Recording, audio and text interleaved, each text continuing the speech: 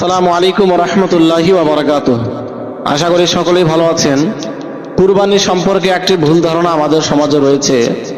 সেই ভুল ধারণাটি হলো, বহু লোক মনে করে যে কুরবানির পশুর ক্ষেত্রে দাঁত হওয়া জরুরি, দাঁত যদি না হয় তাহলে কুরবানি শুদ্ধ হবে না।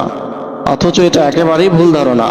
কুরবানির পশুর ক্ষেত্রে দাঁত হওয়া জরুরি নয়, বরং নির্ধারিত বয়স হওয়া জরুরি।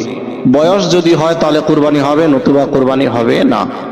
এ ব্যাপারে ছাগল, দুম্বা ও ভেড়া কমপক্ষে যেন 1 বছরের হয়। 1 বছরের কম হলে কুরবানি জায়েজ হবে না। তবে 6 মাসের দুম্বা ও ভেড়া যদি এত মোটা তাজা হয় যা দূর থেকে দেখলে 1 বছরের মনে হয়, তাহলে এরূপ ভেড়া ও দুম্বা যার বয়স কেবলমাত্র 6 মাস, কিন্তু দূর থেকে দেখলে মনে হয় 1 বছর হয়ে গেছে, এত মোটা তাজা, এক্ষেত্রে কুরবানি জায়েজ হবে। কিন্তু ছাগলের ক্ষেত্রে কমপক্ষে 1 বছর হওয়া জরুরি। 1 বছরের কম যদি হয় তাহলে কুরবানি করা জায়েজ হবে না। গরু এবং মহিষের জন্য কমপক্ষে 2 বছর হওয়া জরুরি। 2 বছরের কম যদি হয় তাহলে কুরবানি জায়েজ হবে না। আর উটের ক্ষেত্রে কমপক্ষে 5 বছর হওয়া জরুরি।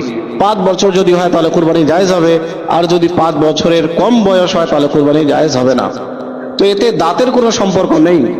তবে সাধারণভাবে দুম্বা, ভেড়া ও ছাগল যদি 1 বছরের হয় তাহলে দাঁত হয়ে যায়।